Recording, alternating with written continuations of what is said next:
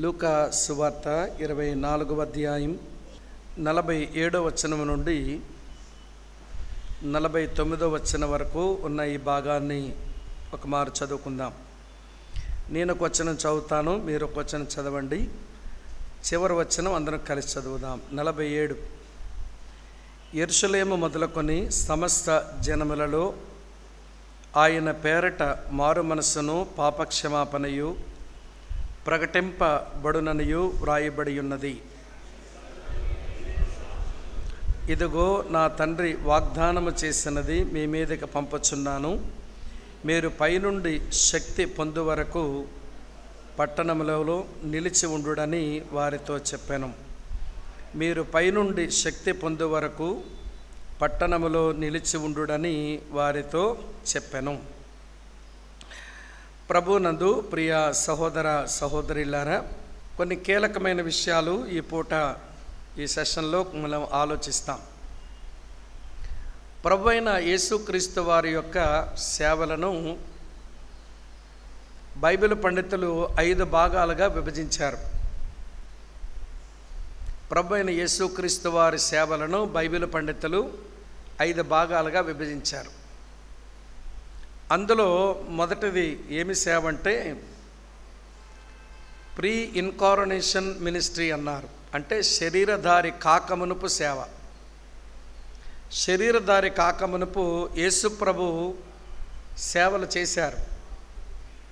యెహోవా వాక్యముగా, యెహోవా బాహువుగా, యెహోవా హస్తముగా, యెహోవా దూతగా ఆయన సేవలు ఉన్నాయి.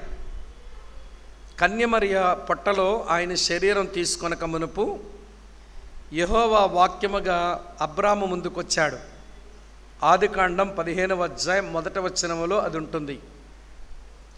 తరువాత ఆయన యెహోవా దూతగా ఆయన పరిచర్య చేశారు.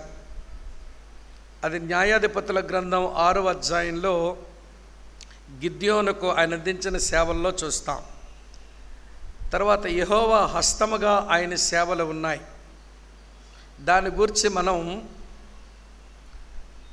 ఎజ్రా పుస్తకంలో మనం చదవచ్చు. చాలాసార్లు యెహోవా హస్తం అనే కీలకమైన అంశం ఆ పుస్తకంలోనే కనబడుతుంది. తర్వాత యెహోవా బాహువుగా ఆయన సేవలు. యెహోవా బాహువు అనే విషయం ఎక్కువసార్లు మనం యెషయా గ్రంథంలో చదువుతాం. కనుక చాలా స్థలాలలో ఆయన బాహు ఆయనకు సహాయము చేసెను అనే మాటలు యెషయా గ్రంథంలో మనకు కనబడుతూ వస్తాయి.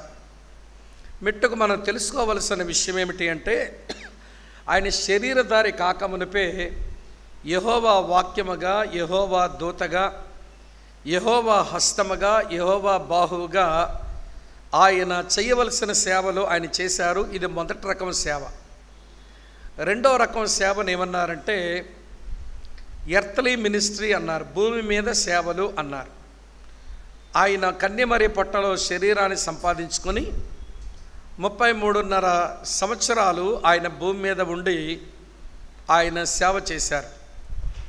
ఆయన చేసిన ఆ సేవను 3.5 సంవత్సరాలే చూస్తాం. కానీ 30 సంవత్సరాలు ఆయన జీవితం మనకు కనుమరుగై ఉంటుంది.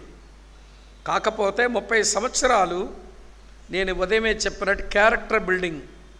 అసంపూర్ణులైన మరియ యోసేపుల ఎదుట, అసంపూర్ణులైన తన సహోదరులు సోదరుల మధ్యలో సంపూర్ణుడైన దైవనరుడు సరైన శీలముతో బ్రతికాడు.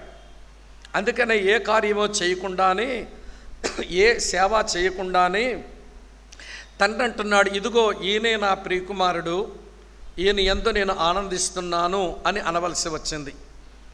యేసయ్య జీవితంలో తండ్రి యొద్ద నుంచి ఈ మాట 2 మార్లు విన్నాడు. ఒకసారి బాప్తిసం పొందినప్పుడు, మరోసారి రూపాంతరం చెందినప్పుడు. బాప్తిసం పొందినప్పుడు తండ్రి ఆ మాట అనడానికి కారణం అతని క్యారెక్టర్ తండ్రికి నచ్చింది. రూపాంతరపు కొండ మీద మళ్ళీ తండ్రి ఆ మాట అనడానికి కారణం ఆయన మినిస్ట్రీ నచ్చింది. క్రైస్తవ జీవితం అంటే లైఫ్ అండ్ వర్క్ 2 మిళితమై ఉంటాయి. కొంతమంది జీవితం పట్టించుకొని సేవ చేయరు, కొంతమంది సేవను పట్టించుకొని జీవితాన్ని చక్కబరుచుకోరు. వాళ్ళ క్రైస్తవ జీవితం చాలా ఇంబ్యాలెన్స్గా ఉంటుందన్నమాట, సమతుల్యంగా ఉండదు. దేవుడు జీవితాన్ని, సేవను రెండింటిని సమతుల్యంగా చూడాలని ఆశించే దేవుడు. మొత్తానికి ఆయన ఎర్తలి లైఫ్ మనం చూస్తే అతని క్యారెక్టర్తో తండ్రిని సంతోషపెట్టి, ఆయన పరిచర్యతో తండ్రిని సంతోషపెట్టి తన జీవితాన్ని ఆయన సార్థకం చేసుకున్నారు. ఇది 2. మూడో రకం పరిచర్యను ఏమన్నారంటే పోస్ట్ రిజరక్షన్ మినిస్ట్రీ అన్నారు. పునరుత్థాన అనంతర పరిచర్య. పోస్ట్ రిజరక్షన్ మినిస్ట్రీ అనగా పునరుత్థానం చెందిన తర్వాత మళ్ళీ తండ్రి యొద్దకు ఆరోహణమై వెళ్ళేంత వరకు ఆ 40 దినాలు ఆయన అద్భుతమైన సేవ చేశారు. ఆ అద్భుతమైన సేవను గురించి వైద్యుడైన లూకా రాస్తూ ఆ 40 దినాలంట తాను సజీవుడును అని వారికి కనపరుచుకుని, తర్వాత దేవుని రాజ్య విషయాలు మరలా వారికి బోధించి పరిశుద్ధాత్మ దేవుని గూర్చిన వాగ్దానాలు వారికి ఆయన ఇచ్చాడు అని అపోస్తలుల కార్యాల 1వ అధ్యాయం 3-4 వచనాలలో లూకా డాక్టర్ గారు రాస్తారు. దీన్ని పోస్ట్ రిజరక్షన్ మినిస్ట్రీ అంటే పునరుత్థాన అనంతర పరిచర్య అని అంటాం. ఇది 3. 4వ రకమైన పరిచర్య ఏంటనంటే ప్రజెంట్ మినిస్ట్రీ, వర్తమాన కాల పరిచర్య. యేసు ఇప్పుడు పరిచర్య చేస్తూ ఉన్నాడు. ఎలాగ పరిచర్య చేస్తున్నాడు ఆయన ఇప్పుడు అనంటే సంగమునకు శిరస్సుగా అక్కడున్నాడు, సంగమ కొరకు విజ్ఞాపనకర్తగా అక్కడున్నాడు, సంగమునకు ఉత్తరవాదిగా అక్కడున్నాడు, సంగమునకు ప్రధాన యాజకుడుగా అక్కడున్నాడు. మెట్టుకు ఆయన ఈ 4 ఉద్యోగాలు తండ్రి కుడిపార్శ్వముందుండి ఆయన చేస్తున్నాడు. ఇక్కడ ఒక విషయం మీతో చెప్పాలి. వాక్యం ప్రకటించే సేవకు 3.5 సంవత్సరాలు చాలనుకున్నాడు యేసు ప్రభు. కానీ విజ్ఞాపన పరిచర్య చేయడానికి 2000 సంవత్సరాలుగా విజ్ఞాపన ప్రార్థన చేస్తున్నా ఈ పనిని ఆయన ఇంకా ముగించలేదు. అంటే ఆయన మనస్తత్వంలో ప్రార్థనా పరిచర్యకు వేసుకునే పెద్దపీట అది. 2000 సంవత్సరాలుగా సంఘం కొరకు ప్రార్థిస్తూనే ఉన్నాడు. కానీ 3.5 సంవత్సరాలు మాత్రమే ప్రీచింగ్లో ఉన్నాడు. ఇది మనకు కొంచెం ఉల్టైపోతుంది. మన దగ్గరకు వచ్చినప్పుడు మన ప్రేయర్కి ఏమో తక్కువ టైం ఇస్తాం, ప్రీచింగ్కి ఏమో ఎక్కువ టైం ఇస్తాం. కానీ యేసు ప్రభు ఆయన పరిచర్య సక్సెస్ అవ్వడానికి గల కారణం ఆయన స్థాపించిన సంఘమని వ్యవస్థ 2000 సంవత్సరాలుగా సజావుగా ఉండడానికి గల కారణం ఆయన ప్రార్థనకే ప్రాధాన్యత ఇచ్చారు. ప్రకటించడానికి కొంచెమే సమయం తీసుకున్నారు. అది వర్తమాన కాలంలో చేస్తున్న పరిచర్య. ఎన్నొచ్చాయి? 4 వచ్చాయి. 5వ పరిచర్య ఏమిటి అని అంటే ఎస్కటలాజికల్ మినిస్ట్రీ అంటారు. అనగా భవిష్యత్తు పరిచర్య. భవిష్యత్తులో ఏం పరిచర్య చేస్తాడు ఆయన? సంఘమును తీసుకుని వెళ్ళాడు, దానికి వస్తాడు. 1, క్రీస్తు తన న్యాయపీఠం మీద కూర్చొని సంఘమునకు తీర్పు తీరుస్తాడు. 2, అటు తరువాత ప్రియమిత్రులారా భూమి మీదకు వచ్చి తన రాజ్యమును స్థాపిస్తాడు. 3, 4వదిగా ఆయన పాపులకు తీర్పు తీరుస్తాడు. ఇది అయిన తర్వాత కృతాకాశము కృత భూమిని ఆయన చేస్తాడు. 5, ఇంకా 5 రకాల పరిచర్యలు ఇంకా ఆయన చేయవలసిన మిగిలి ఉన్నాయి. ఇంకా ఆయన టైం టేబుల్ ప్రకారం భలే విడ్డూరంగా ఉంది కదా. కాలానికి సమయానికి బంధితులమైన మనం కాలానికి సమయానికి మనకి విలువివ్వటం రావటం లేదు. కానీ కాలానికి సమయానికి అతీతుడైన దేవుడు భలే టైం టేబుల్ పెట్టుకొని ఏ టైంకి ఏది చేయాలో చేసుకుని పోతున్నాడు ఆయన. సరే, ఈ 5 రకాల పరిచర్యల్లో 3వ పరిచర్య క్రైస్తవ సంఘమునకు చాలా గొప్పది. ఏమిటంటే పోస్ట్ రిజరక్షన్ మినిస్ట్రీ, పునరుత్థానం అయిన తర్వాత చేసే పరిచర్య. ఆ పరిచర్యలో ఆయన అన్నాడు, ఇగో నేను మృతుడయ్యాను, సజీవుడే తిరిగి లేచాను అని రుజువులు చూపించి మళ్ళీ దేవుని రాజ్యాల గురించి మళ్ళీ బోధించి ఒక వాగ్దానం కొరకు కనిపెట్టమని చెప్పాడు. అదే పరిశుద్ధాత్మ దేవుని గురించి కనిపెట్టమని చెప్పిన వాగ్దానం. ఇక్కడ గమనించండి, ఇక్కడి నుంచి కీలకమైన విషయం. మీరు పైనుండి శక్తి పొందు వరకు మీరు యెరూషలేములో నిలిచి ఉండండి. శక్తిని పొందిన తర్వాత యెరూషలేము, యోదయ, సమరయ, బూదిగంతముల వరకు నాకు సాక్షులయ్యుందురు అన్నాడు. అక్కడ పొందు వరకు అనే మాట చాలా కీలకమైన మాట. ఇది కొంచెం మనం అర్థం చేసుకోవాలి. పొందు వరకు అనే మాటను ఇంగ్లీష్లో పారాఫ్రైజ్ చేసి అంటే పలచన చేసి ఏమని రాశారంటే క్లోత్డ్ విత్ పవర్ అన్నారు. అంటే శక్తిని ధరించుకోండి అని రాశారు. దాన్ని కొంచెం కొంచెం జటిలమైన భాషలు ఇంగ్లీష్లో ఏమన్నారంటే ఎండ్యూర్ అన్నారు. కానీ గ్రీకు భాషలో ఏమండి డాక్టర్ లోకా గారు ఆ పదవి రాసినప్పుడు ఎండియోసస్తే అని రాశాడు. ఎండియోసస్తే అని అంటే ఒక దిగంబరి వస్త్రాలు ధరించుకోవడం అన్నమాట. మీరు 3.5 సంవత్సరాలు నాతో తిరిగినా, మీరు నేర్చుకోవలసిన పాఠాలన్నీ మీరు నేర్చుకున్నా, మీరు నా కొరకు సంగమ నిమిత్తమై పనిచేయడానికి మీరు బయటికి పోవాలంటే పరిశుద్ధాత్మ దేవుణ్ణి ఒక వస్త్రము ధరించుకున్నట్టుగా ధరించుకొని మీరు పోవాలి. అందుకని ఇంగ్లీష్లో పారాఫ్రైజ్ చేసినప్పుడు క్లోత్డ్ విత్ పవర్ అన్నారు. ఇలా మీతో చెప్తాను వినండి. వస్త్రాలు ధరించుకోకుండా రోడ్డు మీద తిరిగే ఒక వయోజనుడిని చూసి లోకం ఏమంటుందో చెప్పండి? పిచ్చోడు అనుకుంటుంది. తర్వాత దిగంబరి అంటది. దిగంబరి మెంట్లోడు, పిచ్చోడు అని అంటది. అందుకనేమో ప్రభు ఇలాగన్నారు. లవోదిక సంఘాన్ని గురించి మాట్లాడుతూ, ఓ లవోదిక సంఘమా, నీవు దౌర్భాగ్యుడువు, దిక్కుమాలిన వాడవు, దిగంబరుడవై ఉన్నావు నెరుగక నాకేమీ కొదువలేదు అని చెప్పుకొని తిరుగుతున్నావు నీవు. ఏమంటే క్రైస్తవ సంఘం ఈ ఆత్మశక్తిని ధరించుకోకుండానే పరుగులు పెడుతూ ఉంటే, దేవుడు నువ్వు చాలా దిగంబరగా కనబడుతున్నావంటే నాకేమీ కొదువలేదు అని తిరుగుతున్నామంట మనం. సో పరిశుద్ధాత్మ శక్తిని ధరించుకోవడం, ఆ శక్తిని ధరించుకుని బ్రతకడమే ఇప్పుడు మనం ఆలోచించేటువంటి ఒక కీలకమైన విషయం. అదేంటనంటే పరిశుద్ధాత్ముడు మరియు విశ్వాసి, holy spirit and a believer. ఏమంటే పరిశుద్ధాత్ముడు ఒక విశ్వాసి. ఇది సేవకులుగా మనకు తెలియాలి, మన అనుభవం కూడా అది అయ్యి ఉండాలి. మనకి దేవుడిచ్చిన సంఘానికి కూడా ఈ సత్యాన్ని ప్రియులారా మనం నేర్పించవలసిన ఆవశ్యకత మనకు ఉంది అని గమనించాలి. సరే, పరిశుద్ధాత్ముడు ఒక వ్యక్తి విశ్వాసిగా మారే ముందు నుంచి అతను చేసే కొన్ని పనులు ఇలా ఉన్నాయి. నెంబర్ 1, మొట్టమొదటి ఆయన పని ఏమిటి అంటే, యోహాను సువార్త 16వ అధ్యాయం 8వ వచనం ప్రకారం ఇలా రాసి ఉంటుంది. ఆయన వచ్చి, అనగా పరిశుద్ధాత్ముడు వచ్చి, పాపమును గూర్చియు నీతిని గూర్చియు తీర్పును గూర్చియు లోకమును ఒప్పుకొన చెయ్యను. ప్రియులారా, ఏమిటి ఈ 3 వరుసగా జ్ఞాపకం చేస్తాను వినండి. మొట్టమొదట పాపమును గూర్చి ఒప్పించడం. ఏది పాపం చెప్పండి? పాపం అంటే ఏంటో చెప్పండి? ఆజ్ఞాతిక్రమమే పాపం, సకల దుర్నీతి పాపం, మేలేని ఎరిగిండి చేయకపోవడం పాపం. ప్రార్థన చేయకపోవడం. సమయాలు ఎవరో ఉన్నారు ఇక్కడ మాకు, మంచి సమయాల్లాగా చెప్పావు. ప్రార్థన చేయకపోవడం పాపం. చెప్పండి.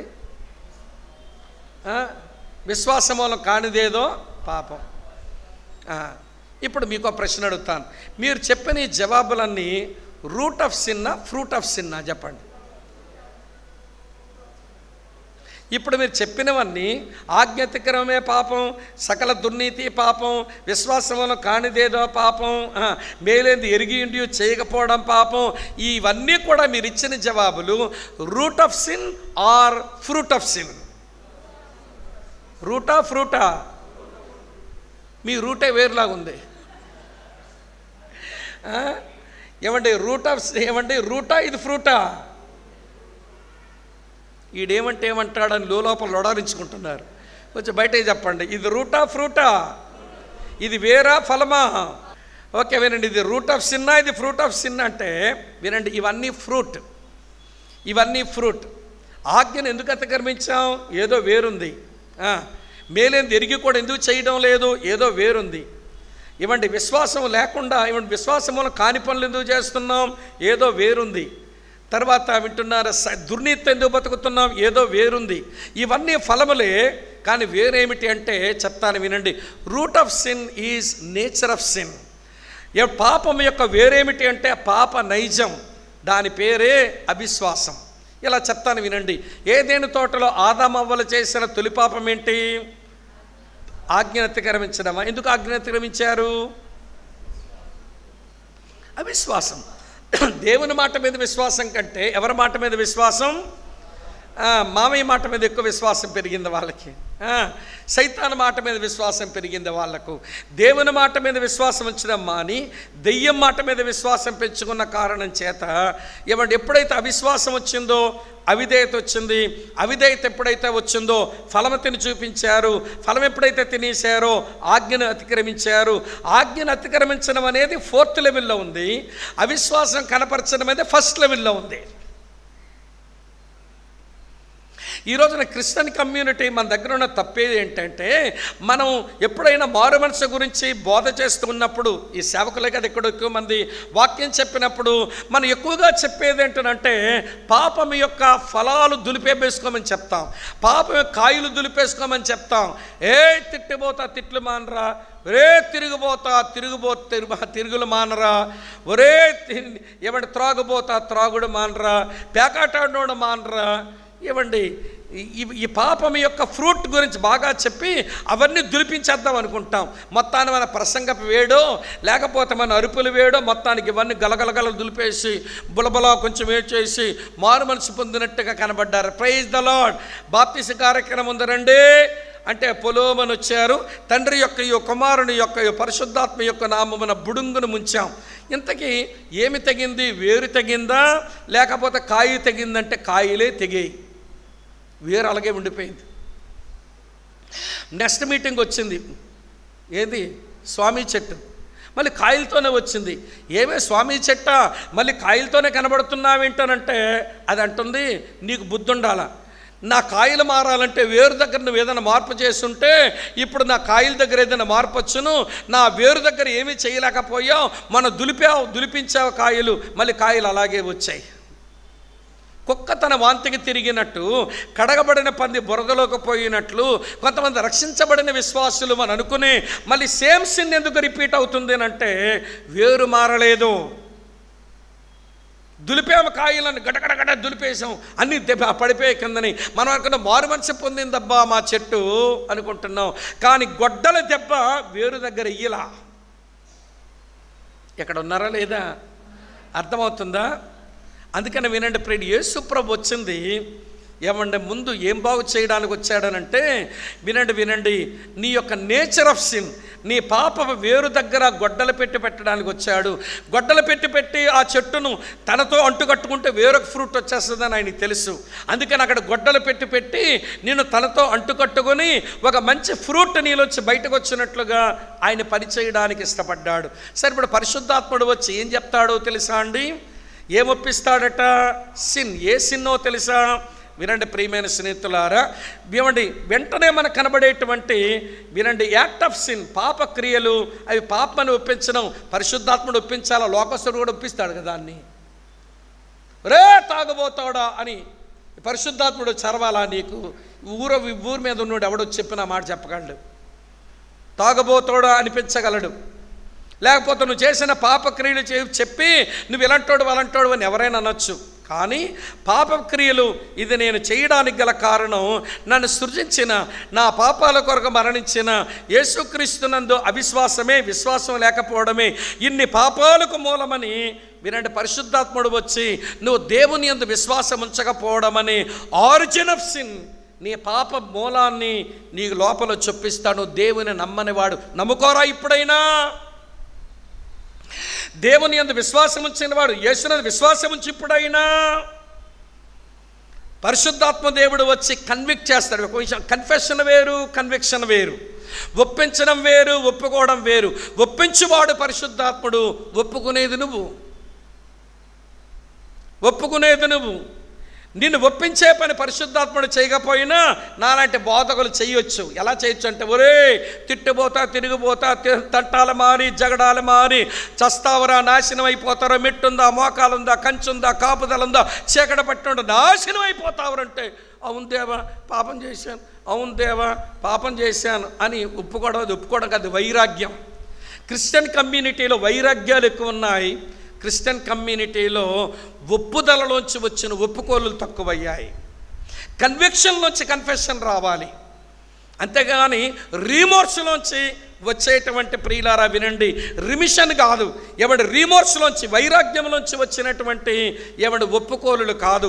లోపల కన్విక్షన్. పరిశుద్ధాత్మ దేవుని నేను విశ్వసించలేదని, ఆయన పంపిన తన కుమారుని నమ్మలేదని, ఆయన సిలువలో చేసిన కార్యం నేను విశ్వసించలేదని పరిశుద్ధాత్మ దేవుడు ఎవరో, యేసు ఎవరో, ఆయన సిలువ యాగం ఏదో చెబుతూ నా లోపల ఒప్పించగా, నేను పాపము విషయమై నేను ఒప్పించబడిన వాడిని అయ్యాను.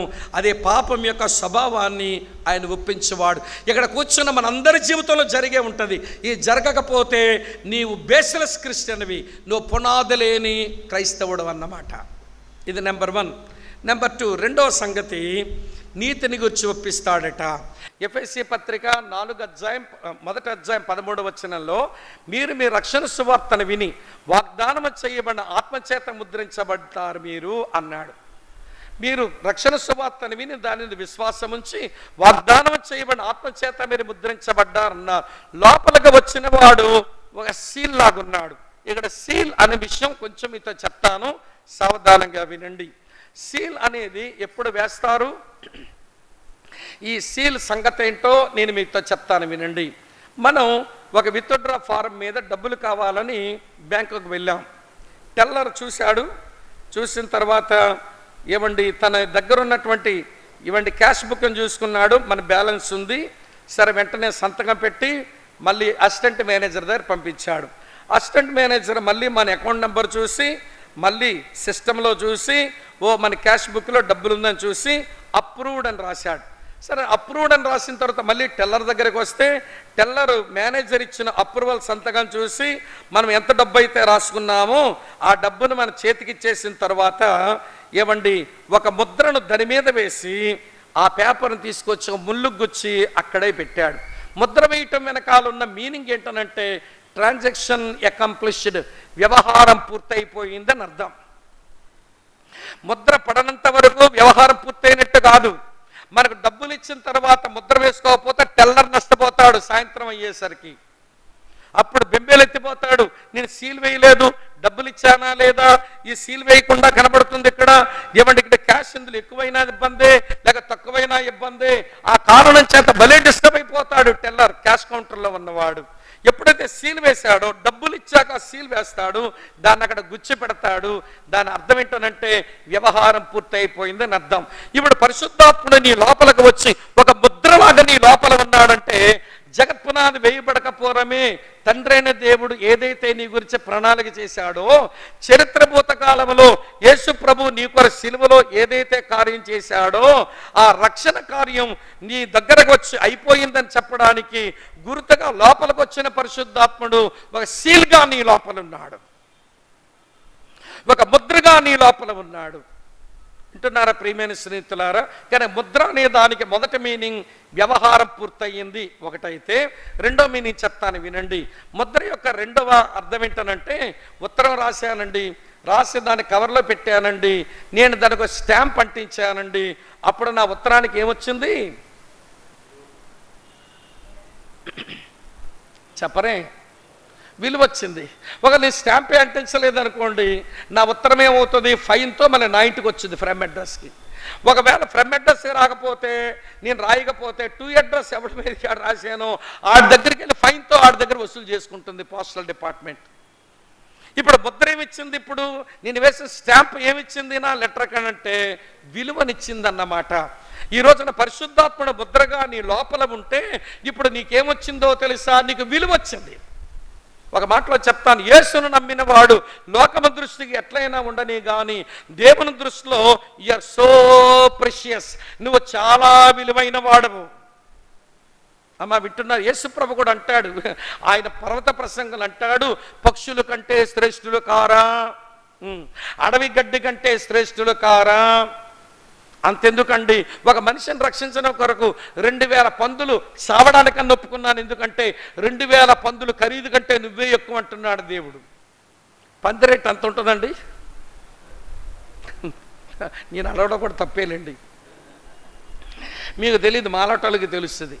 ఎందుకంటే వరల్డ్ విజన్లో కొంతమంది పందులు పెంచుకుంటామంటే అప్పుడు మాకు CD ప్రాజెక్టులు ఉండేవి, తర్వాత AD ప్రాజెక్టులు అయినాయి. వరల్డ్ విజన్లో మాకు CD ప్రాజెక్టులు ఉన్నప్పుడు మేము కొంతమంది పందులు ఇచ్చేవాళ్ళం. మేము ఆడికి పందులు ఇవ్వడానికి మేము పందుల సంతకి వెళ్ళాల్సిందే, వాడు డాక్టర్ని వెనకాల తీసుకుని వెళ్ళి ఆ పంది ఇచ్చే లోపుగానే, వింటున్నారా, దానికి డాక్టర్ గారు చెక్ చేసి దానికి ఇన్సూరెన్స్ అంతా కూడా చేయడం కూడా డాక్టర్ సర్టిఫై చేయాలి. ఏమండి, కాబట్టి పందుకి డబ్బులు ఇచ్చాక డాక్టర్ గారితో ఇన్సూరెన్స్ పేపర్లు చేశాక అప్పుడు బెనిఫిషరీకి పందులు ఇచ్చి తీసుకుపోరా అనేవాళ్ళం అనమాట. నేను పందుల సంతకి వెళ్ళిన ఆ రోజుల్లోనే కొంచెం కొంచెం యవ్వనములో ఉన్న పంది ఖరీదు 2500 ఉండేది. ఇప్పుడు 30 సంవత్సరాలు అయిపోయింది. అప్పుడే 2500 అంటే ఇప్పుడు ఎంత అయి ఉంటుందో ఎవరు చెప్పలేరు. ఎందుకంటే మీరు పందుల సంతకి వెళ్ళేవాళ్ళు కాదని తెలిసిపోయింది నాకు. గొర్రె ఖరీదడితే చెప్తాం కానీ, కోడి ఖరీదడితే చెప్తాం కానీ, పంది ఖరీదడితే ఏం చెప్తాం అన్నట్టు మీరు కూర్చున్నారు. పోనీ సరేనండి, మీకు తెలియదు, పోనీ నేనే తగ్గించుకుంటాను. 30 సంవత్సరాల కిందట 2500కు మంచి పంది కొనిస్తే ఇప్పుడు దాని విలువ పోనీ 5000 వేసుకుందామండి. 5000 వేసుకుంటే 2000 పందుల ఖరీదు, పంది చొప్పున 5000 వేస్తే ఎంత అవుతుంది? 10 lakhs అయిందన్నమాట. అంటే ఉదాహరణకు చెప్తున్నాను అంతే, ఇంకెక్కువే ఉండొచ్చులేండి. అంటే యేసు ప్రభు దృష్టిలో నీ లోపల ఉన్న సోల్ వాల్యూ ఎంతో తెలుసా? 10 లక్షల కంటే ఎక్కువ. నువ్వు అనుకుంటున్నావు నేను ఎందుకు పనికొచ్చిన దాన్ని, నేను ఎందుకు పనికొచ్చిన వాడిని, నీ వాల్యూ నీకే తెలియడం లేదు. ఒకసారి ఒక ఆయన అడిగాడు, నీ వాల్యూ ఎంత చెప్పగలవు బ్రదర్ అన్నాడు. నేను అన్నాను, యేసయ్య మరణం అంతా. ఎంత కొట్టుకుంటావు కొట్టుకో. నీ వాల్యూ ఎంత అవుతావు నా ముందు, నేనంటే ఏంటో తెలుసు అన్నాడు. నా విలువ ఎంతో నీకు తెలియాలంటే యేసయ్య మరణం అంతా కట్టుకో విలువ. యేసయ్య మరణానికి ఎంత విలువ కడతావో. ఇక్కడ కూర్చున్న నీ వాల్యూ ఎంతో తెలుసా? యేసయ్య మరణం అంతా. నేను సంపాదించుకోవడానికి ఆయన మరణం పొంది నేను సంపాదించుకున్నాడు కనుక ఆయన దృష్టిలో నువ్వెవరో తెలుసా? యు ఆర్ సో ప్రెషియస్, నువ్వు చాలా అమూల్యమైన వాడివి. పేతురు మొదటి శతాబ్దం క్రైస్తవులకు ఈ సత్యాన్ని చెబుదామని ఎందుకు అనుకున్నాడో కానీ, యేసు నమ్మిన వారు ఎందుకు అమూల్యమైన వారో దానికి అతను, వింటున్నారా మీరంతా, 4 బలమైన కారణాలు చెప్పాడు. మనం ఎందుకు ముద్రించబడిన మనం అమూల్యమైన వారం, ఎందుకు మనం అమూల్యమైన వారమో పెట్రాస్ థియాలజీ అంటాం. ఇది పేతురు వేదాంతంలో 4 గొప్ప మాటలు చెప్పబడ్డాయి. మొదటి మాట 2 పేతురు 1వ అధ్యాయం 4వ వచనం ప్రకారం, మీరు అమూల్యమైన వాక్యాలు విని వచ్చారు, అందుకే మీరు అమూల్యమైన వారు అన్నాడు.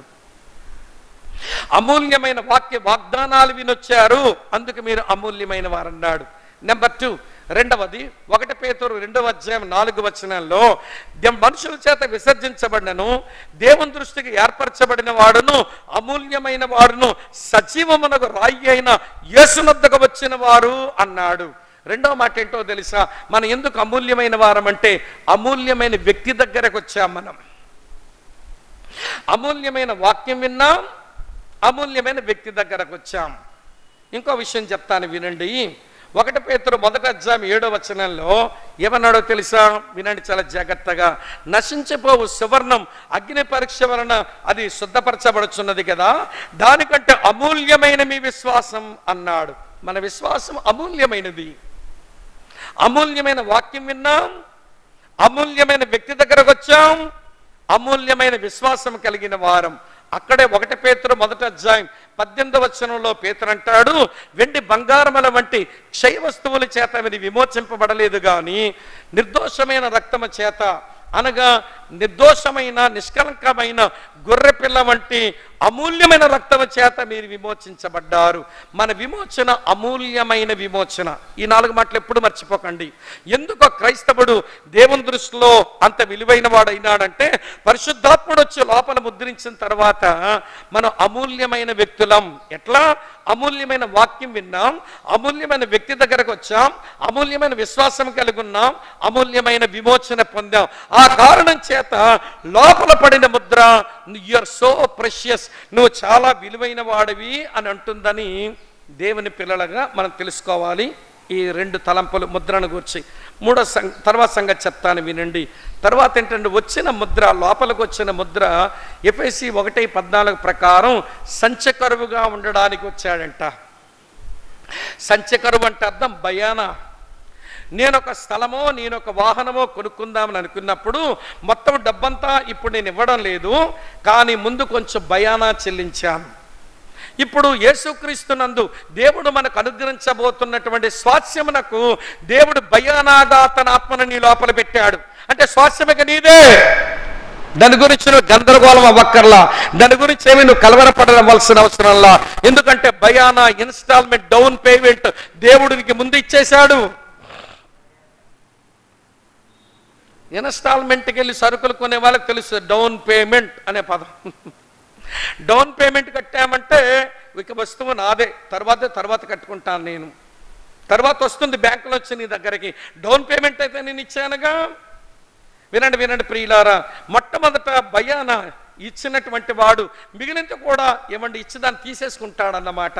యేసుక్రీస్తునందు మనకు దొరికే స్వాస్థ్యము కొరకు దేవుడు భయానాగా ఈ స్వాస్థ్యము నీదే అని తన ఆత్మచేత ముద్రించి భయానాగా నీ లోపల ఈ ఆత్మని నీ లోపలుంచాడు. అది రెండవ సంగతి. నీ లోపలకు వచ్చి నివసించిన వాడు, వింటున్నారా, ముద్రవలె ఉండేందుకు, భయానాల ఉండేందుకు నీ లోపలికి వచ్చాడు. ఇది పరిశుద్ధాత్ముడు విశ్వాసి మధ్యలో ఏమండి ఉన్నటువంటి ఆత్మ సంబంధమైన ఒక చక్కని అనుభవం. నాలుగో సంగతి చెప్తాను రండి. నాలుగో సంగతి ఏంటంటే లోపలికి వచ్చిన వాడు నిర్వాహకుడు. ఏదో ఆపరేటర్గా ఉండి ఆపరేట్ చేస్తాడంట. వింటున్నారా ఈ మాట? మన లోపలికి వచ్చిన వాడు నివసించి మన లోపలికి వచ్చి నివసిస్తాడు. అంతకుముందు మనల్ని ఒప్పిస్తాడు. ఒప్పించి మన లోపలికి వచ్చి నివసించి ఏమండి ముద్రగాను తర్వాత సంచకరువుగాను ఉండి ఇప్పుడు చివరిగా అతను మనం చేసే పనేంటో తెలుసా? ఒక ఆపరేటర్గా ఆయన నిర్వహిస్తాడట.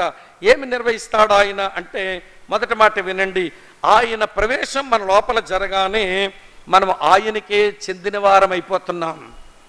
రోమపత్రిక 8వ అధ్యాయం 9వ వచనంలో ఉంటుంది, క్రీస్తు యొక్క ఆత్మను కలిగిన వాడు క్రీస్తుకు చెందినటువంటి వాడు. ఎవరు క్రీస్తు ఆత్మను కలిగి ఉండారో వారు క్రీస్తు వారు కాదు అన్నాడు.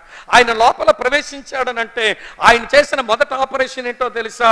నీకు చెప్తున్నా, you are belongs to Christ. నువ్వు క్రీస్తుకు మాత్రమే చెందిన వ్యక్తివి.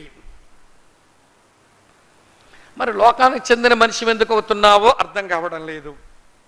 మీ సంఘాల్లో, మా సంఘాల్లో ఉన్న చాలామంది మనుషులు వారు దేవునాత్మను పొందిన తర్వాత వారు క్రీస్తుకే చెందిన వారంగా జీవించి ఉండాల్సింది పోయి మరి ఎందుకో లోకానికి చెందిన వారు అవుతున్నారు. వాళ్ళ మీద లోక నమ్మికలు పనిచేస్తున్నాయి. వారి మీద లోకంలో ఉన్న మూఢనమ్మకాలు పనిచేస్తున్నాయి. వారి మీద లోక ఆచారాలు పనిచేస్తున్నాయి. వాళ్ళ మీద లోకంలో ఉన్న ఫ్యాషన్స్ లేకపోతే లోక మర్యాదలు పనిచేస్తున్నాయి. అంటే లోపలికి వచ్చిన పరిశుద్ధాత్ముడు అతను ఆపరేట్ చేస్తూ నువ్వు క్రీస్తుగా చెందిన వాడివి, లోకానికి చెందినోడు ఉండరాదు, దుష్టునికి చెందినోడు ఉండరాదు అని లోపల అతను ఎంత మూలుగుతున్నా కానీ ఆయన గొంతు పిలిచి ఆపేస్తారండి. మాట్లాడినవారు ఆయన్ని, ఆయన గొంతు నిలిమేస్తారు. దీన్నే పరిశుద్ధాత్మను ఆర్పకుడని అందుకే చెప్పాడు. నీ లోపల ప్రవేశించిన వాడు నువ్వు క్రీస్తుగా చెందిన వాడవని మరి ఎవరికై చెందిన వ్యక్తిగా ఉండొద్దని లోపల నుంచి తను ఆపరేషన్ చేస్తూ ఉంటే, పని చేస్తుంటే, నిర్వహిస్తూ ఉంటే ఆయనను గొంతు నిలిమేస్తారు, మాట్లాడనియ్యరు కొంతమంది. ఇది మనకు తగదు, మన విశ్వాసులకే తగదు. కనుక మన క్రీస్తుకే చెందిన వారమైన మొదటి మాట. రెండో మాట ఏంటో తెలుసా? అలా లోపలికి వచ్చిన వాడు ఎక్కడో మూల కూర్చొని నువ్వు చచ్చే వరకు అలా ఉండడు. అక్కడ నుంచి ఆయన ఏమవుతాడో తెలుసా? అప్స్ప్రింగ్ అవుతాడు. అప్పుడప్పుడు అప్స్ప్రింగ్ అవుతాడు. లోపలికి ఇన్కమింగ్ అయిన వాడు లోపల ఉండి అప్స్ప్రింగ్ అవుతాడు. అనగా నిన్ను స్వాధీనపరచుకోవడానికి ప్రయత్నం చేస్తాడు. లోపలికి వచ్చిన వాడు నిన్ను నింపుతాడు. నింపడం అంటే ఏమంటే చాలా విచారకరమైన విషయం. పైనుంచి ఏదో కురుసుద్ది, నా లోపల నింపుద్ది అనేటువంటి ఒక ఐడియాస్లో చాలామంది ఉంటారు క్రిస్టియన్ కమ్యూనిటీలో. దానికి ఇలస్ట్రేట్ కూడా చేస్తారు. ఖాళీ గ్లాస్ చూపించి ఒక బాటిల్ నిండా నీళ్ళు చూసి, చూసారా ఇది ఖాళీ గ్లాసు, దీంట్లో బాటిల్లోని వేసి నింపుతున్నాను చూసారా, అలాగా మీరు ఖాళీ అయిపోతే పరిశుద్ధాత్మను మీలో నింపుతాడని దుంపతగా ఏమి ఇలస్ట్రేషనో అద్భుతంగా చూపిస్తారు మన వాళ్ళు. బైబిల్ చెప్పడం లేదండి. బైబిల్ చెప్పడం లేదు. ఏమంటే ఫిల్లింగ్, ఏమంటే అప్స్ప్రింగ్ అవ్వడం ఏంటంటే నీ లోపలికి వచ్చిన వాడు ప్రార్థించినప్పుడు, లేక ఆరాధించినప్పుడు, లేదా సాక్ష్యం ఇచ్చినప్పుడు, లేదా ధ్యానించినప్పుడు నువ్వు ఆయనకు లొంగిపోతూ ఉంటే అప్స్ప్రింగ్ అవుతాడు, నిన్ను అలాగ నింపేస్తాడు. నేను అందుకు అప్పుడప్పుడు అంటుంటాను, మీరు కోపంతో నింపబడ్డారు అంటే కోపం పైనుంచి వచ్చిందా, లోపల ఉంది నిండిందా? కోపంతో నింపబడ్డారంటే మీ కోపం పైనుంచి లోపల కురిసిందా, లేక ఆల్రెడీ ఉన్నటువంటి కోపం మిమ్మల్ని నింపేసిందా? లోపల ఆల్రెడీ ఉంది, దాన్ని ఆక్యుపై అయిపోయింది నా జీవితం నిండా. పరిశుద్ధాత్మ నింపుదల ఒకసారి పొందిన తర్వాత, పరిశుద్ధాత్మను పొందినామ రక్షించబడిన గడియలోనే పరిశుద్ధాత్మ నింపుదల అంటే పైనుంచి ఏదో కురుసుద్దని, పైనుంచి కురిసేదాని కొరకు ఎదురు చూడకండి. సైతాను మోసం చేస్తాడు. ఆడు ఏం చేస్తాడో తెలుసా? పైనుండి పరిశుద్ధాత్మ నింపుదల కొరకు ఎదురు చూసే వాళ్ళకి వాడు భలే చూపించేస్తుంటాడండి. ఎలా చూపిస్తాడో తెలుసా? ఏమంటే నెత్తి మీద పావును తన్నినట్టు తంటాడు. పావును తన్నింది బ్రదర్, ఆత్మ నింపుదల వచ్చింది అంటాడు. లేకపోతే నువ్వు ప్రార్థనలో ఉంటుంటే పైనుంచి ఏదో కురవాలని ఎదురు చూస్తే నీ సిలువ కూడా చూపిస్తాడు. అబ్బా నా సిలువ కనబడిందండి, నేను ఆత్మ నింపుదల పొందానని అంటాడు. ఇలాగ సాతానుడు ఎంతోమందిని ఈ ఎక్స్టర్నల్ ఎక్స్పీరియన్స్ కొరకు ఎదురు చూసే వాళ్ళని డిసీవ్ చేశాడు. మీకు చదివే మనసు ఉంటే, మీకు ఇష్టం ఉంటే, ఇద్దరు రాసిన పుస్తకాలు ఉన్నాయి అదే టాపిక్ మీద, గొప్ప పుస్తకాలు. ఇక వరల్డ్లో ఆ 2 పుస్తకాలకు మించిన పుస్తకాలు లేవనిపిస్తుంది. అందుకని అంత బాగా రాసేయాలి వారు. ఆ పుస్తకం పేరు వార్ ఆన్ ద సెయింట్స్, పరిశుద్ధుల మీద జరిగే పోరాటం. జెస్ పెన్నీ లూయిస్ అని ఒక అమ్మ రాసింది. జెస్సీ పెన్నీ లూయిస్ అని అంటారు. Jess Penn Lewis war on the saints అనే పుస్తకం రాసింది. తర్వాత వినండి, Watchman Nee war on the saints అనే పుస్తకం రాశాడు. ప్రియులారా, మనం లోపల ఉన్న పరిశుద్ధాత్ముడు మనల్ని ఆవహించి మనం నింపే అనుభవం కాకుండా పైనుంచి ఏదో వస్తుంది అని ఎదురు చూచి, సూచనల కొరకు ఏదో ఎదురు చూచి అందరూ డిసీవ్ అయిపోయారు. నేను ఇంకో విషయం చెప్తాను వినండి. సంఘం ఎలా మోసగించబడుతుంది అనే పుస్తకం అలెగ్జాండర్ సైబల్ అనేటువంటి సైంటిస్ట్ రాశాడు. చిన్న బుక్లెట్, అంతా కలిపితే 28 పేజీలు ఉంటుంది. మీరు చదవండి. ఏమండి, పైనుంచి ఎక్స్టర్నల్ సైన్స్ కొరకు ఎదురు చూసి ఆత్మ నింపుదల ఎలా వస్తుందో అర్థం చేసుకోకుండా పై సూచనల కొరకు ఎదురు చూసి ఎలాగ సంఘం మోసగించబడుతుందో ఈ సైంటిస్ట్ రాశాడు. అది చాలా ప్రాచుర్యంలోకి వచ్చిన పుస్తకం కనుక వినండి ప్రియులారా. నిర్వహించేవాడు నిర్వాహకుడుగా, ఆపరేటర్గా లోపలికి వచ్చి నిన్ను క్రీస్తుకే చెందిన వ్యక్తిగా చేస్తాడు. రెండో మాట, ఆత్మ నింపుదలను నీకు ఇచ్చి ఎవడి నిన్ను నింపి ఆరాధించినప్పుడు, ధ్యానించినప్పుడు, సాక్ష్యం ఇచ్చినప్పుడు నీకే తెలియదు. ఏమండి అలా కొంతమంది అంటుంటారు, అన్న వాక్యం చెప్పడానికి నిలబడ్డాను కానీ, నేను సిద్ధపడింది చెప్పినా కానీ అక్కడ వెళ్తుంటే దేవుడు ఒక ఫ్లో లాగిస్తుంటే, ఆత్మదేవుడు నన్ను ఆవహించి ఉంటే నేను చెబుతున్నప్పుడు నాకు బలి ధైర్యంతో చెప్పానన్నా. ఆ కిందన్న వాళ్ళకి అది ఎంత బాగా అది అందిపోయిందో, వాళ్ళు వచ్చి సాక్ష్యం ఇస్తుంటే నేనైతే చెప్పలేదు, నా ప్రిపరేషన్ అది లేదు, ఇది ఆత్మదేవుడు ఇచ్చింది, ఆత్మ నింపి నన్ను వాడుకున్నాడని అనుభవం ఇక్కడ కూర్చొని చాలామందికి ఉంటుంది. మీరు గమనించరు కానీ అది ఉంటుంది. వింటున్నారా ప్రియులారా? మొన్న దగ్గర సువార్త మీటింగ్ చెప్పడానికి వెళ్ళాను. మొన్న రాత్రి ఇక్కడికి వచ్చే రోజు, ముందు రోజు రాత్రి. సరే, చుట్టుపక్కలంతా బ్రాహ్మణ అగ్రహారం, ఇలాగ బ్రాహ్మణ్స్ ఇల్లులు ఉన్నాయి, అటువైపు కూడా బ్రాహ్మణ అగ్రహారం ఇల్లులు ఉన్నాయి, ఇటువైపు కూడా బ్రాహ్మణ్స్ ఉన్నారు, వెనకాల కొబ్బరి తోట ఉంది. ఇక్కడంతా వింటారు బ్రాహ్మణులంతా. ఆ ఊరి పెద్ద మనిషి కూడా బ్రాహ్మణుడే. అతను యేసయ్య అంటే ఎందుకో ప్రేమ ఉంది, ఇంకా ఈ బ్రాహ్మణుల దగ్గర సువార్త చెప్పండి అన్నారు వాళ్ళు. ఇక నా ముందున్న క్రైస్తవ సంగతి వదిలేశా. అంటే వాళ్ళకి అక్కడక్కడ కొన్ని మాటలు చెప్పాను కానీ వాళ్ళ కొరకు నేను సువార్త చెబుతూ ఉంటే 1.5 గంట చెప్పానండి. చెప్పిన తర్వాత వాళ్ళకేం అర్థమైందో తెలియదు కానీ ఓ పాస్టర్ గారు వచ్చి అంటారు, అన్న నేను చాలా డిప్రెషన్లో ఉన్నాను, నేను ఏ సమస్యలతో ఉండి ఎలాగైతే చచ్చిపోదామని అనుకుంటున్నాను, నువ్వు మెసేజ్లు అది చెబుతూ ఉంటే నాకు అనిపించింది దేవుడు నాతో మాట్లాడిక నేను చావనన్నా బతుకుతాను. దేవుడు నాతో ఏడుస్తూ చెప్తున్నాడు. నాకు అనిపించింది నీ యాక్చువల్గా నా ప్రిపరేషన్లో చావు గోలే లేదు, విశ్రాంతి గోలు ఉంది. ఏమండి, ప్రయాసపడి భారం మోసుకొని చున్న వాళ్ళారా మీకు విశ్రాంతిని కలుగు చేస్తాడని నేనేదో విశ్రాంతి గురించి చెబుదామని నేను వస్తే అక్కడేమో ఏమంటే మరణ ప్రస్తావన కొంచెం చెప్పాల్సి వచ్చింది. అది వాస్తవంగా అది నా ప్రిపరేషన్లో లేదు కానీ వచ్చింది. కానీ ఎవడికి ఉపయోగపడుతుంది అనుకున్నాను, అన్యుడికి ఉపయోగపడితే బాగుంటుంది అనుకున్నాను. అదేమో అన్యుడికి కాదు కానీ పాదిరికి ఉపయోగపడింది. మీకు ఉంటాయి అలాంటి ఎక్స్పీరియన్సెస్. ఆత్మ నింపినప్పుడు, ప్రార్థించినప్పుడు ఇంత మూలుగులైతే నాకు రావు, ఇంత కన్నీళ్ళు అయితే రావు. కానీ ఏంటో ప్రార్థనలో ఉంటుండగా దేవుని ఆత్మ నన్ను నింపి నన్ను లోపరుచుకుంటే ఏడు చేస్తున్నా. ఆరాధించినప్పుడు ఇంత చక్కని అనుభూతి నేను ఎప్పుడూ పొందలేదు. ఇప్పుడు ఆరాధిస్తుంటే దేవుని ఆత్మ నన్ను నింపుతుంటే ఎంతో చక్కగా ఆరాధించగలిగినాను. సాక్ష్యం ఇచ్చినప్పుడు నాకు కొంచెం భయం వేస్తుంది వీళ్ళు చూస్తుంటే, కానీ పరిశుద్ధాత్మ నన్ను బలపరచగా ఆడు ఎవడైనా లెక్కలేదన్నట్టు చెప్పాను నేను. ఏమండి, ఇదేమిటో తెలుసా? Filling of the holy spirit. ఎక్కడో విషయం చెప్పేస్తాను, మళ్ళీ చెప్పడానికి వీలు పడదు కాబట్టి. పరిశుద్ధాత్మ గురించి వచ్చేసరికి క్రైస్తవులు ఉన్న గందరగోళంలో, వింటున్నారా ప్రియులారా, 4 ప్రాముఖ్యమైన విషయాలు మనం చాలా గందరగోళంలో పెడుతున్నాయి, మనల్ని మొక్కలు చేసేస్తున్నాయి. ఒకటి, పరిశుద్ధాత్మను పొందడం అనే ఒక అనుభవం దగ్గర అర్థం చేసుకోలేకపోతున్నారు మన వాళ్ళు. రెండోది, పరిశుద్ధాత్మ నింపుదల, ఇది అర్థం చేసుకోలేకపోతున్నారు. మూడోది పరిశుద్ధాత్మ ఫలం, ఇది కూడా అర్థం కావడం లేదు. నాలుగోది పరిశుద్ధాత్మ వరములు, ఇది అర్థం కావడం లేదు. ఈ 4 విషయాల దగ్గరే వినండి, ఒకే కుటుంబంలాగా ఉండవలసిన మనం ఏదో సిద్ధాంతమని బట్టి మొక్కలైపోతున్నాం. ఇప్పుడు చెప్తాను వినండి. ఆత్మను పొందడం వన్స్ ఫర్ ఆల్ ఎక్స్పీరియన్స్, ఒక్కసారే జరిగే అనుభవం, 10 సార్లు జరగదు.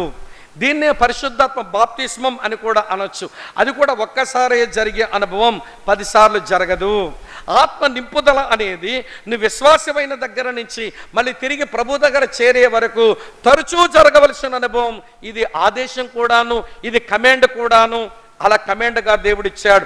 మద్యముతో మీరు మత్తులై ఉండకూడదు కానీ ఆత్మపూర్ణులై ఉండండి అన్నాడు. తర్వాత ఆత్మ ఫలమేంటో ఆత్మ వరమేంటో భోజనమయ్యాక చెప్తాను. కనుక ఈ విషయాల విషయమై మన దగ్గర ఏ కన్ఫ్యూజన్ ఉండడానికి వీల్లేదు. ఆత్మను ఎలా పొందుతామో తెలుసు, ఆత్మతో ఎలా నింపబడతామో తెలుసు.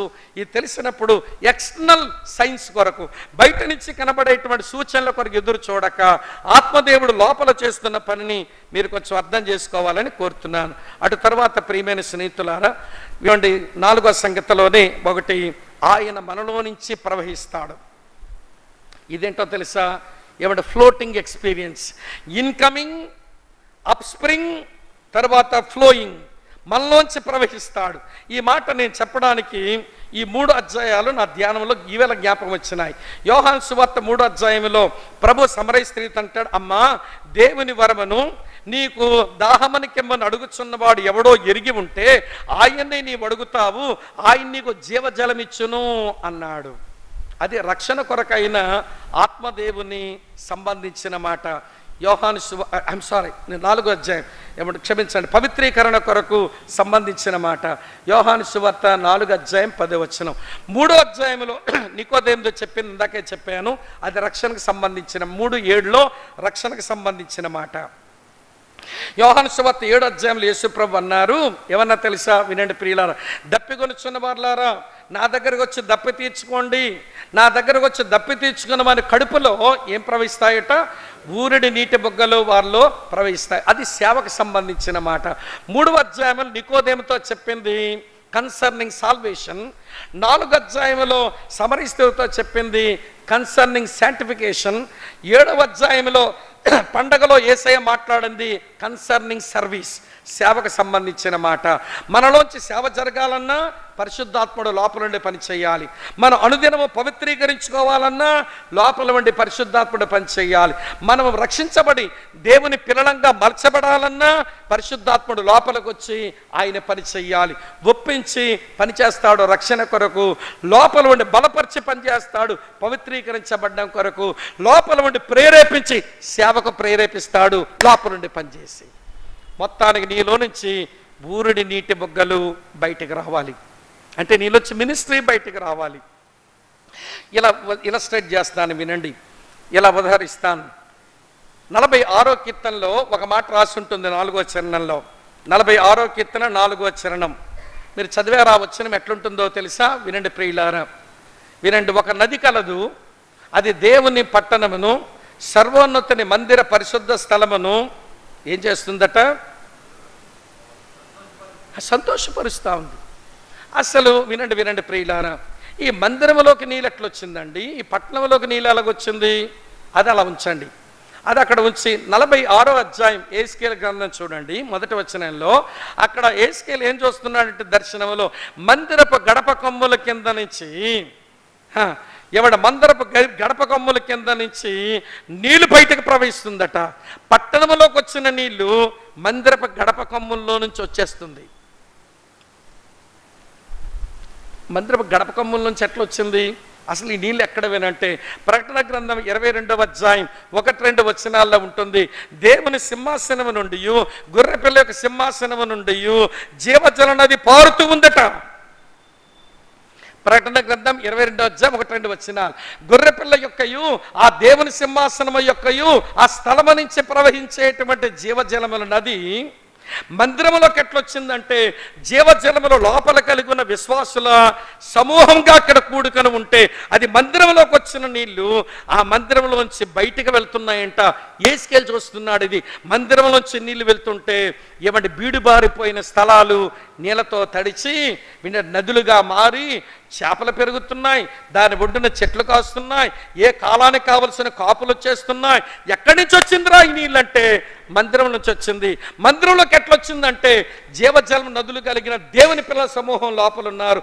వీరికి ఎక్కడి నుంచి వచ్చిందంటే అక్కడి నుంచి వచ్చింది. ఆ సింహాసనం నుంచి వచ్చిన నీరు నీ లోపల ఉంటే, మన లోపల ఉన్న నీరు మందిరం లోపల ఉంటే, ఆ మందిరం లోపల నుంచి గడప కొమ్ముల నుంచి పోయే నీళ్లు ఆ పట్టణానికి సంతోషం కలిగిస్తూ జీవరాశులు బతకడానికి, చెట్లు మనవడానికి, జీవం రావడానికి ఉపయోగపడితే స్పిరిట్ ఆఫ్ గాడ్ అట్లా ఫ్లో అవ్వాలంట మనలోంచి. నీ లోపలికి రాకుండా ఎట్టుకుంటావు పెద్ద అడ్డు. అమ్మో నా లోపలికి రాకూడదు ఆయన. మరి నీ లోపలికి వచ్చి పని చేయకపోతే వచ్చిన వాడు ఉన్నాడు, ఆయన ఫ్రీగా నింపని, ఆయన ఇవన్నీ స్వచ్ఛందంగా నిన్ను ఆవరించని దానికి నువ్వు అవకాశం ఇవ్వకపోతే నీలో నుంచి ఎట్లా ఆయన ప్రవేశిస్తాడు చెప్పండి ప్రియులారా. కనుక వినండి ఈ మాట, నీలో నుంచి ఫ్లోటింగ్ రావాలట. ఆపరేట్ చేసేవాడు నీ లోపలికి వచ్చి ఇన్కమింగ్, నిన్ను నింపి అప్ స్ప్రింగ్, తర్వాత నీలో నుంచి ప్రవహించడం, అది ఫ్లోటింగ్, నీళ్ళ నుంచి ఫ్లో అవ్వడం. ఇది జరగాలి. అప్పుడే విశ్వాసి చక్కని విశ్వాస జీవితం కలిగి ఉన్నాడు అని లెక్క. సరే, ఇంకా కొన్ని ఇలస్ట్రేషన్స్ ఇలాంటివి చెప్పగలుగుదును, కానీ సరిపోతాయి మీ ధ్యానానికి. సేవకులే కదా మీరంతా. ముగింపు ఏంటనంటే, విశ్వాసిగా పరిశుద్ధాత్మ యొక్క పరిచర్యలను నువ్వు అనుభవిస్తున్నావా అన్నది ఒక ప్రశ్న. కన్విక్షన్ ఆయన ద్వారా జరుగుతూ ఉందా? ఏమంటే జరిగింది, జరుగుతూనే ఉందా? ఆయన లోపలికి వచ్చి ఇండ్వెల్ అయినాడా? ఇండ్వెల్ అయినటువంటి వాడు లోపలికి వచ్చి వినండి ప్రియులారా, ఆయన ఆపరేషన్ సరిగానే నిర్వర్తిస్తున్నాడా? తర్వాత ఆయన నీలో ఉండి నిన్ను నింపి మరియు నీ ద్వారా పని చేయుచున్నట్లుగా అనిపిస్తున్నాదా?